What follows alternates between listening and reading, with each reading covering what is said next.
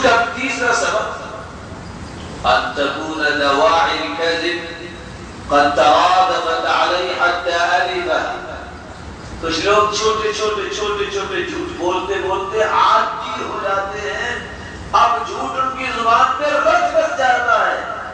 وہ کوشش کافی کرتے ہیں بچنے کی، لیکن ایک ہی کلام میں 10 جھوٹ بول جاتے ہیں.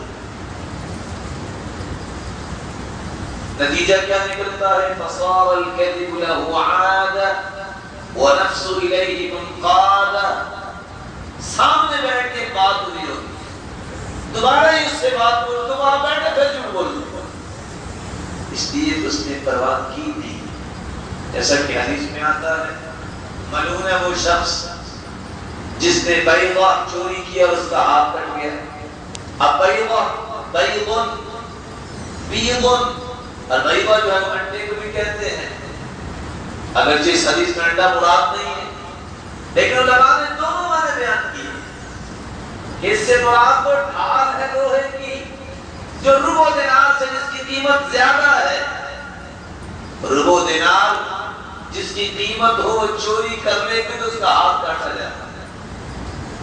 علماء نے یہ بھی بات کی ہے کہ ایک شخص نے انڈا چوری کیا، عادت بن گئی چوری کی، پھر چوری کرتے کرتے اتنی بڑی چیز چوری کر لی تو اس کا ہاتھ کٹ گیا.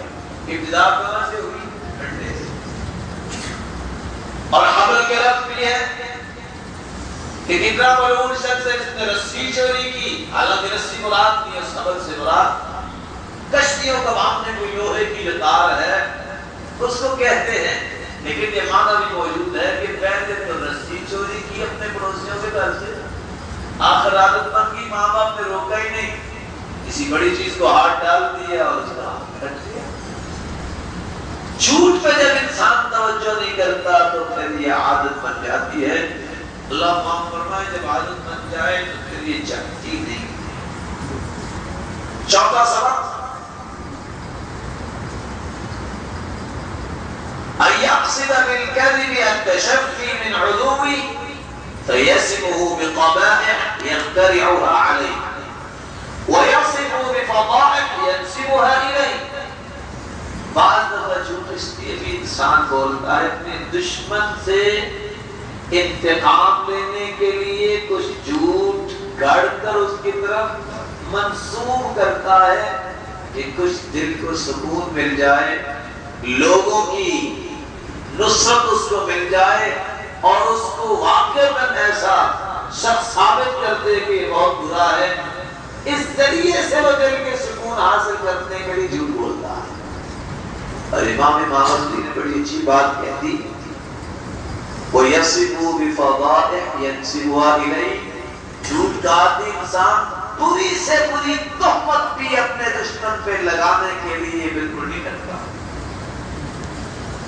اور پانچواں سبب انسان جھوٹ اس وقت بھی بولتا ہے مجلس لگی ہے، اپنے آپ کو بڑا ثابت کرنا ہے، دلائل مل نہیں رہے تو سب سے بڑی دلیل وہ جھوٹ ہی بنا لیتا ہے.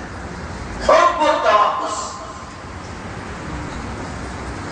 یہ چاہتا ہے کہ مجلس میں میں بڑا نظر آؤں، لوگ ادھر سے بات کریں گے، لوگ ادھر سے بات کریں گے، تمہیں خاص پتہ ہے، میں تمہیں ایک بات بتاتا ہوں اور بتاتا ہوں یہ حقیقت میں ہوتی نہیں ہے.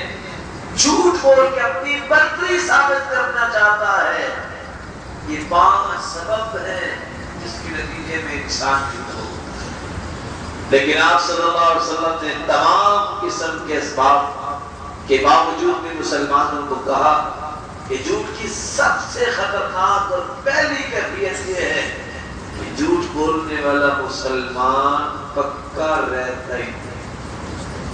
آیت المنافق 3 اذا حدث كذب واذا وعد اخلف واذا اؤتمن خان. منافق کی 3 نشانیاں ہیں، بات کرتا ہے تو جھوٹ بولتا ہے، وعدہ کرتا ہے تو وعدہ خلافی کرتا ہے، امانت رکھی جائے تو خیانت کرتا ہے. سب سے پہلا نقصان یہ ہے کہ اس کا ایمان نفاق میں بدل جاتا ہے اگر وہ جھوٹ بولنے کو عادت بنا لیتا ہے. دوسرا نقصان، جھوٹ بولنے والا اخلاقی طور پہ دیوالیہ بن جاتا ہے. احنف بن قیس فرمایا کرتے تھے لا مروءة للكذوب ولا ورع لسيء الخلق ولا سدد للبخیل. بخیل آدمی کبھی سردار نہیں بن سکتا، جھوٹا انسان کبھی عزت نہیں پا سکتا، برے اخلاق والا کبھی متقی نہیں بن سکتا. آپ نے دیکھا ہوگا کہ بہت سے لوگ نماز نہیں پڑھتے، گالیاں دیتے ہیں لمبی لمبی، اور جب وہ چاہنے والے کیا کہتے ہیں؟ بڑا متقی انسان. جس نے نماز نہیں پڑھی اس کو متقی کہہ سکتے ہیں؟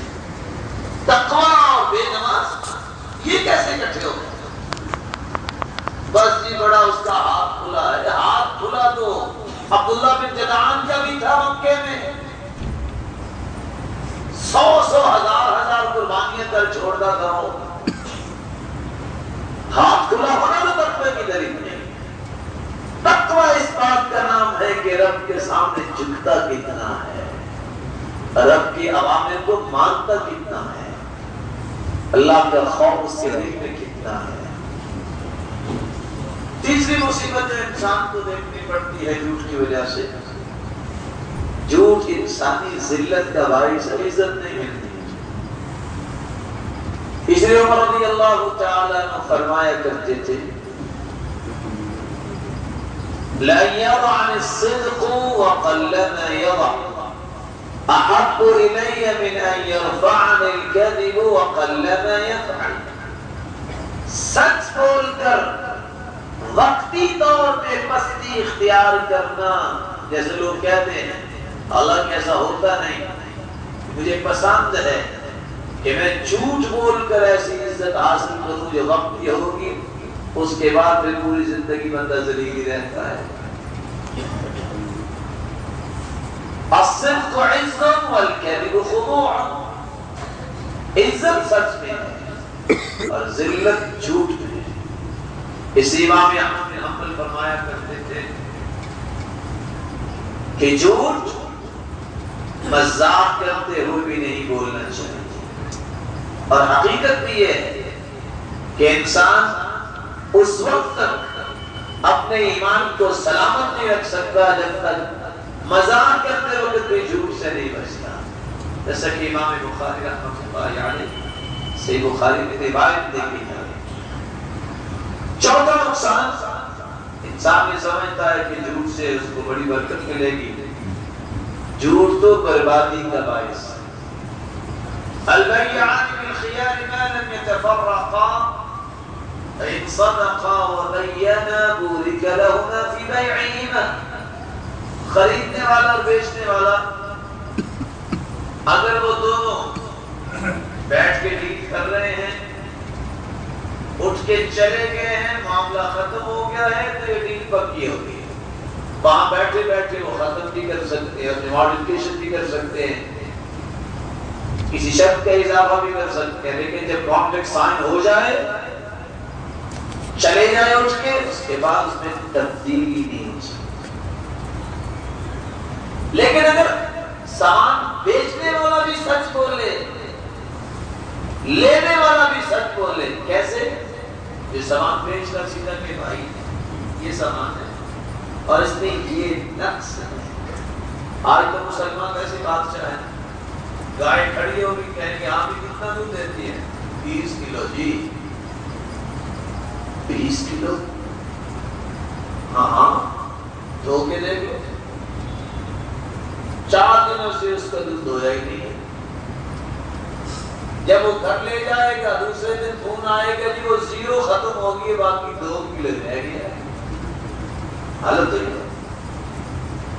اور یقین مانیے حالت یہ ہے قربانی کے مبارک موقع پر قربانی تو اللہ کو راضی کرنے کے لیے کی جاتی ہے. آپ تعجب کریں گے کہ فتویٰ پوچھنے کے لیے ایک شخص آ گیا، کہتے جی جناب گائے خریدی تھی اتنے کی، تو اس کی دم پہ ایک پائپ چڑھایا ہوا تھا مالک نے. وہ اچانک گائے جو ہے وہ ڈر گئی، اس کو جلدی سے پکڑا کہ تو اس کی دم سے پکڑتے اور پائپ ہمارے ہاتھ میں رہ گیا، گائے بھاگ گئی. بعد میں ہم نے گائے کو خیر پکڑ